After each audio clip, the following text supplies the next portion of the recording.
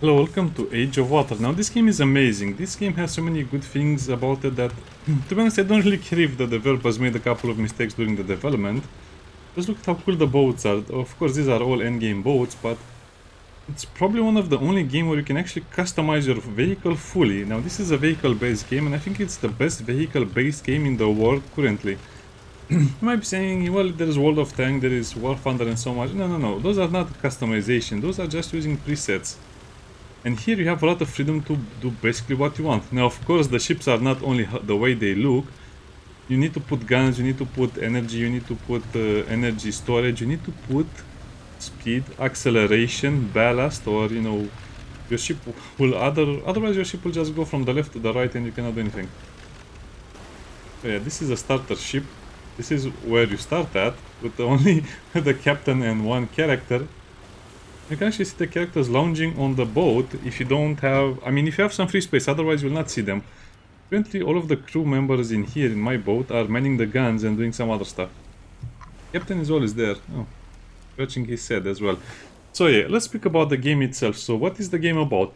It's about basically going through a campaign with an interesting storyline. Sometimes good, sometimes bad. Oh, by the way, that's a drone that collects the loot. Those are the people actually recycling some stuff they have found for me. Don't worry, they're either recycling stuff or playing marbles. They're working mostly. Wow, that's a nice vid. This is a nice look at this. Great. So yeah, even though this is a game where you have a lot of freedom, you go through the campaign, you complete the missions, you get experience. With experience you gain, you level up your crew members. All of your crew members will have different experience levels because some crew members will get, some crew members will not get, sometimes you'll forget about them and you'll get them very late into the game and then they'll not be the same level. So going through all of the events, the storyline, and also more importantly upgrading and unlocking everything in the game will take you about 100 hours. It can take you longer depending on how much you progress and how much you just waste time, like I did a lot of times. Okay, that's also starter boat. That's amazing. Her face is in the propeller thingy, okay. Oh, look at this one. See, this is the fun part of the game. So it's actually one of the only games that I know of where progression is actually super well made, because you unlock a lot of parts and put them on your ship. I don't know, it's just a dream for many people, and I guess that's why so many people stuck with the game, and even though it had its bad parts, that's actually one of the earlier designs of the game. Many people use that as well. Yeah, the game has some bad parts, but most of the parts are good, and even though the game is not really multiplayer, you see other people over here, but you cannot really interact with them in a meaningful way, you can still have a lot of fun. Even if the game is taken offline and you only have single player, the game will still be amazing because of the progression system and the complete freedom to customize your boat. You also make a lot of mistakes, but you learn from them, so by the time you reach tier 5, you'll actually be a very competent ship builder, ship commander, and also ship combat master. Now, what is the game about and what is the game not about? First of all, is the game PvP or PvE? The game is 100% PvE, with the possibility of looking at the other players, but you don't really interact with them unless they help you do a quest or something. For example, they just kill the enemies that are near. Most of the times they'll help you. There's also a system where you can change your... let me see. I even forgot what it is because I never use it. You can change your faction to another faction, and that will be a PvP faction, so you can get attacked and get killed. You can also kill other players, but there's no point in doing, because you're just going to destroy your equipment on the boat because everything has HP. And you don't get anything out of the normal PvP. So yeah. I would say this is mostly a single player game. You can play with friends, you can play with a group of people. You can also do some PvP if you like, but it's not a major focus of the game. Is the game pay to win? No. It doesn't even have a single pay to win mechanic. There were a few versions of the game where you could buy different stuff, let's say, benefits, but those benefits were either very small or mostly cosmetic. From what I understand, the gold version of the game just gave you a few extra level ups in the beginning and just skins for your characters. The people who bought them, well, I guess they just love the game very much. That's a chainsaw. You can also put some other melee weapons on the boat. Those are armor pieces. So cool with the engines, with the piston. Oh, I don't know. I'm just getting carried away again. So, what else is in the game to do? In the beginning, you'll just do the missions like I said, but the map is huge, and you also need to manually mark most of the things. You can also look at the guide and mark them, because you need to mark them. There are certain things called armadas, which will basically spawn about 10 boats of different sizes and different armaments, which can destroy you in seconds. So that's kind of like the end game goal. Some of them you can farm very early on, like these ones, tier 1. I don't remember what that is. But some of them you'll be able to do much later. So the darker the watercolor, the more dangerous the area it is. And as you can see, the developers made it so there are some armadas even outside of the playable map. And I guess this was the plan for the game. Just expand the map beyond the playable area. And as you can see, yeah, we have some interesting stuff as well over there. So you do the quests all over the map. You get the resources from these pots. If they are red, that means they have something in them. And everyone plays on the same server shard. Now, if there are too many people online, the game will create multiple server shards. But you just need to be in a group with someone and exit the game and enter again to be on the same shard. Which is amazing because they have a single global server, meaning everyone plays on the same server. But I think when, I don't know, let's say there are 200 people on this shard, the game automatically creates another shard with appropriate ping for those players. So this is a perfect system. It's mind-blowing how easy these developers make it look. I have all kinds of stuff to exchange. You can berth. There's also trading. They introduced a lot of stuff in the game as well. So what else is there to do? You can also fish, you can also explore and just have fun and adventures. You can kill those ships, you can board them. If you board the ships, you get a lot more loot and you have a chance of getting more interesting loot, like stuff you can put on your boat as well, like funny stuff. For example, there is also a big cat, there are ponies, I don't know. There's a lot of fun stuff customization wise. There also, if you're wondering how many paints there are, look at all of the paints I have. I think I have some of them in my base as well, so you can basically put a different coat of paint on every single item, because the game allows you to do that. Let me put something... yeah.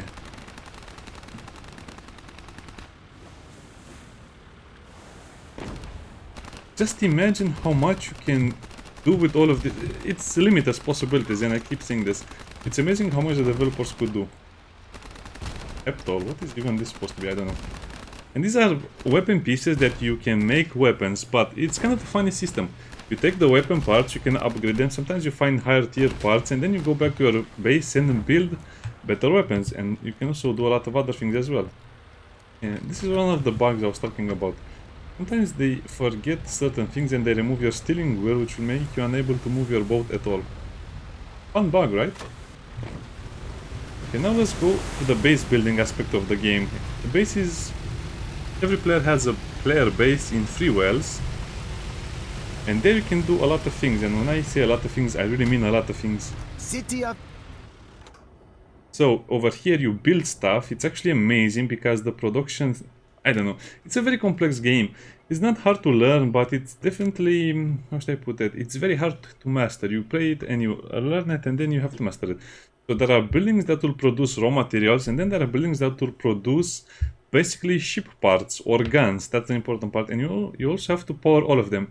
You can also have multiple ships over here. So as you can see, I have multiple ships that you can use them to look at them and create them. They also have different hull types. You have plastic, wood and metal. And guess what? You can customize them. For example, over here you can put wood, over here you can put iron, in the front you can put iron, in the back you can put plastic, if you get the idea. And you can do so many other things. And you can also keep multiple models of the same ship, or you can just try and get as many as you can. Because some of the ships you can only get by capturing them, like this one. So that's how you get a new hull. You capture it and then you bring it back over here. As you can see, we have the blueprints for a few things unlocked. But there are many more boats for it to capture, and that was also one of the best things about the game. For example, most people go with the Walrus or the Vigilant, and then at tier 5, you can basically skip rank 4 if you like. Burdock, Gangboat, Clay Rocket Boat, Grasp Tugboat. Corsair is rank 4, the one that is looking like a pirate ship. And if you're wondering how do you do all of this, well, you have to research them. So every research needs you to put in resources and also a quest. So usually the quest will make you go get an item or something, and you also need the resources, and you also need some time. I'm not sure how much time you need for this, but this will take a while because you need to get all of the people in the base. Then you need to research all of these. Then you need to build the respective things, because for example, you need to unlock this through research, and then you need to build it. And then you need the appropriate materials to build the stuff. And how much stuff can you build? Oh, you have no idea. So there are a few types of weapons. Machine guns, cannons. Oh, that looks amazing. Look at this beautiful thing.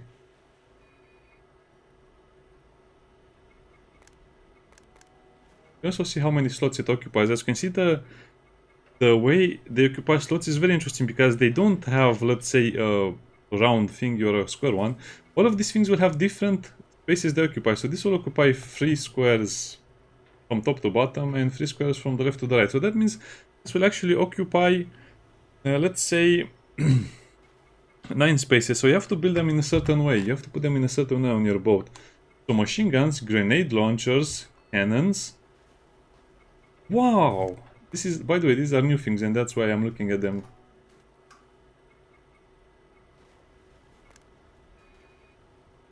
Wow, okay, this is how you make artwork for the game. The cannons.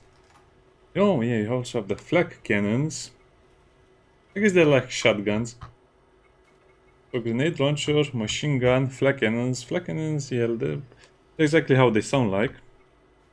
Cannons, and now we also have the rocket launchers. Look at this thing, it's straight out of Looney Tunes. Don't worry, I'll show you more things, but this is just to kind of highlight that the game is a bit crazy, but it's still very much grounded in reality. Look at that one. 6 bar, look at this crazy thing. Are the melee weapons. Wow, okay, I'm impressed. Okay, let's get back to this. So you have the weapons over here, you also have mechanism, you can have different steering wheels, and also everything you build has a tier and has different stats. Now there is also a certain degree of variety. So for example, some of the stats will be the same, but for example, this motor over here can be constructed with, let's say, 4000 HP, 2000 HP. You also have different stats as well. So most of these things will have variable stats, so they can be heavier as well. Weight plays a huge part in the game in the beginning, because you can only put a few 100 kilograms in the beginning on the boat, so it might become a bigger problem than you think. So whatever you put on the boat will be limited by weight, by power consumption, and some other things. So some of these things will be for speed, but you don't just need an engine or another fan motor or something for the boat. You also need the funnels and the air intakes to take full advantage of that. The looter drone, which can loot drone, you can also do it manually. The water pump, which will clear out water. The distiller. These are the engines that will produce the power. And these are the batteries, because you need to produce and store the power. These are the dredges, the fishing rods, the other stuff, and the superstructure. This is the important part. This is armor you put on the sides and on the front. And this is something you can put on the boat as well. So you don't want to put your cannons without any defense in front or on the sides, because you'll get destroyed very fast by the enemies. Then you need to repair them and thus spend resources. But I'll not insist too much on that. Also, for example, this one, as you can see, it has every different shapes and sizes. So some of the things are super huge compared to the ships you have available in the beginning. But there's so much variety. Look at this. Look at this. It's so incredible. You can also just put some bases like this over here, and then as you can see, this occupies a lot of space. This occupies less space. So if you put your turrets on a bit of an elevation, they'll be a little harder to hit, and you'll also hit the enemy a little easier. This is the stuff I'm using right now. No, I don't think this one is on the one. And all of this stuff is taken from boats. So you can also just create the boats you see over here. For example, you can make a deco boat using the deco wheelhouse and all of the deco things. The Vosper torpedo boat, look at this. So good. Yeah, the local, oh, the glam sailboat as well. Look at this. This is made for speed and performance. By the way, this part over here will go straight into the hull, so you don't see it. You just see the upper part. But it's designed like that so you can see how it is. Also, you can just build something like this and put it on top of your boat. Amazing. I think I have these ones. So as you can see, these are useful because they defend you from the sides and from the top, I think. Yeah, you can also get attacked by missiles, as you saw. it's a lot of cool and crazy things over here. So some of them will be more or less for decoration, some of them will be to defend your boat, some of them will be to hide certain structures like generators or batteries. And this is from the pirate boat. It's really a pirate boat, what can I say? Yeah, the corsair wall. I think this is what most people put on the back of the boat as well. Limousine, you already know that. Some decorations, but you have to search these. You have to collect all of the toy trucks and then you can build it. It's a bit of a mystery, this one. All of the materials you can build and make. So let's go back to the guns. For example, you can make, let me see this, yeah, the rocket launcher ball. This weapon can be, if you construct it, you'll spend a huge amount of resources, trust me, you will spend a huge amount of resources, plus you need the previous tier of the weapon. So you cannot just create more one after the other, you can also, you can also upgrade every weapon at the same time, more or less, but remember, you'll be out of the weapon, so most of the times you'll just upgrade the weapon and log out of the game, or just wait until it's ready, depends on how much time it takes. And then it will have some variety. For example, sometimes the damage will be 11,000 damage, but sometimes it will be, let's say, 14,000 damage, sometimes it will be 8,000 damage, sometimes it will have 2,000 HP, sometimes it will have 5,000 HP, sometimes the weight will be 20,000, sometimes the weight will be 15,000. So sometimes you'll need to fully recreate all of the weapons for a much lighter load, or sometimes for the damage, of course, or some other stats. So this is where, as you can see, the grind is almost endless. I can play the game for another 200 hours and I would still have hundreds of things to do. Not just upgrades, but also making multiple types of boats and some other things. There's also a day and night cycle. Now, I don't want to mess up my boat, but trust me, it's a lot of things to discuss. And about the combat, well, I guess I can just go and destroy a small armada. Over here near Trader 4. You cannot skip the day, you cannot skip to daytime, you have to do it. And simply wait until it, how should I put it? You cannot skip the time in the game, so we'll have to wait until it's daytime. So this will be a little more interesting. I should also have a light turning on soon, but I guess it removed it from my boat for whatever reason. Yeah, don't worry, the wig and the hats are for something else. Yeah. It's still an annoying bug for me. Also have a lot of horn types. Oh, they removed my horn as well. Yeah, that's an annoying bug. I think there are about 10 horn packs. Oh, I forgot to show you the shop.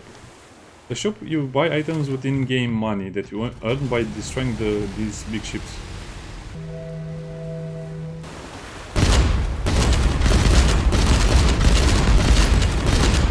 I guess I'll just defeat this armada and then I'll show you. So you earn experience and you also earn medallions from killing the bigger ships or the armadas. There's also a lot of waves, as you can see. That was a mine, by the way. The waves will make your boat very unstable and sometimes you cannot aim, so see? This, in your upper wave, you will have to aim a certain way. I don't want to get into the details, but you understand the idea. Maybe I should have shown more of the combat as well, but the combat is not as interesting as it sounds because it's more about the progression and your personal experience with the game. And this is also one of the easier armada, but it will take a long time before you can do this alone. There they are. This is what you'll be seeing most of the people doing, just destroying armadas. That's a board of here. You also have to know where to hit the ships, because sometimes it's better to disable their weapons, sometimes it's better to sink them, sometimes it's better to destroy their armor. So don't let them get close, they're very dangerous.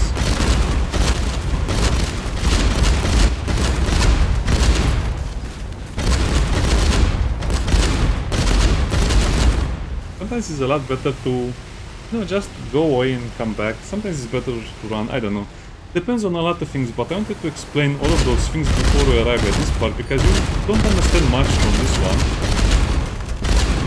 That's why they have machine guns, that's why they have cannons. They actually chose to make them a little better. I don't know, I think that the developer should have made the game so you could have multiple types of weapons on at the same time on the boat. Currently it's not worth it to do it.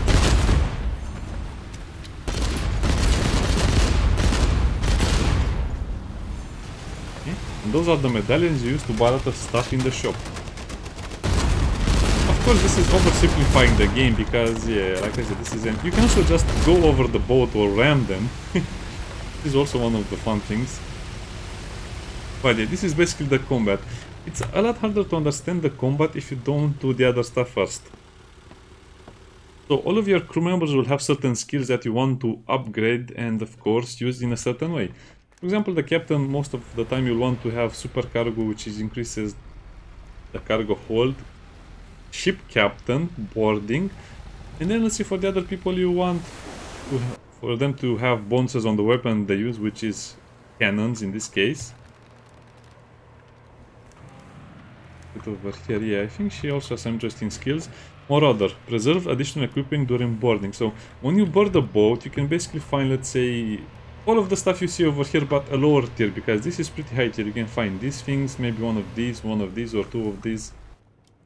Boarding works very simple. You just have to destroy all of their guns, and then guess what?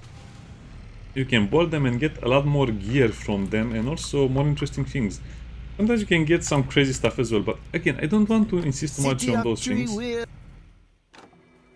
Because let's speak about the story. As you can see, you get those medallions from either the armadas or from... I think you can also get them from some quest or some other stuff as well. You can have the wooden name sign, Smith Neutralizer. You can redistribute all of the skills of a character, which is super important. 800,000. By the way, these are very hard to get in the beginning, but then it becomes much easier to get them after you can destroy the armadas on your own. You have naval lamps, you have the pack of plants. Yeah, these are all plants you can put on your boat. You have the giant Neko Cat. That's actually a giant Neko Cat. It uses up a lot of slots, but sadly all of the boats are limited to 100 slots. So no matter what you put on it, it will still occupy a slot. So that's why I cannot have as many cosmetics as I like. You buy resource packs. You don't have to farm everything. You can just buy some of the resource packs as well. Basic ones, more advanced ones, insurance. But this is not as important. A lot of paints over here and a few of the heavier things, but it's not really worth buying these because you can craft them at your base as well. I think some of these paints are new. I don't recognize all of them. You can make your ship look like bamboo. That's a bit crazy, or like scales over there. It's also pretty interesting. Now, to end the video and the review, again, I don't want to insist too much on the details that don't matter, but let me see if I can find a way to look at the boat. Yeah, over here, pressing B helps you. So the hull displacement is shown over there, and then the skills apply of the captain and some other things. As you can see, you have power, energy, and energy reserve. Power is the energy you generate, but some things will actually actively drain your energy. So that means certain stuff will drain your energy by a lot, and then you need to add more. Energy reserve is also needed when you boost, because this is my normal traveling speed. And if I press shift, it boosts. As you can see, that's using up the power a lot more, but because my power generation is so good, it doesn't even flinch. So you have to find a balance between the weight of all of the stuff you put on the ship, the defensive power, the speed, the maneuvering capability, the weapons, the protection of other stuff, the power storage, of course the captain as well, and the engine. Yeah, your engine can also get destroyed because, I don't know. And also put those cabins like that so it better protects my boat. So as you can see, nothing is exposed. When they shoot at my boat, they hit the stuff but don't damage the weapons. The game has also a quirk system, which is basically like money, so you can trade a few things here and there, but that's not even the main point. Just look at how awesome it is. The progression in this game is perfect. They just need to find... Oh, by the way, you also have a few multiplayer events. I guess I should have mentioned that, like the treasure and some of the other stuff, but mostly it is what it is. I guess this is one of those games you will fall in love with if you're playing it for the first time, and that's what I have to say. One of those games that you wish you could play again from zero without knowing anything, so I suggest you don't read too many guides and just enjoy the game for what it is, because it's definitely a unique experience, and the full release of the game makes it worth it, and there's nothing like it. If they can improve the PvP a little bit and add more of a clan system, this game will be almost the perfect vehicle. Almost the perfect vehicle game. And you can play as much as you like every day, because every time you play the game you make a lot of progress. Yeah, there are some nonsensical quests, but the game is just perfect as it is in my opinion. And whatever the developers do for the game is just extra stuff. This is how I make a good game. Fun, intuitive, very interesting. Just great. Definitely try it. Bye bye.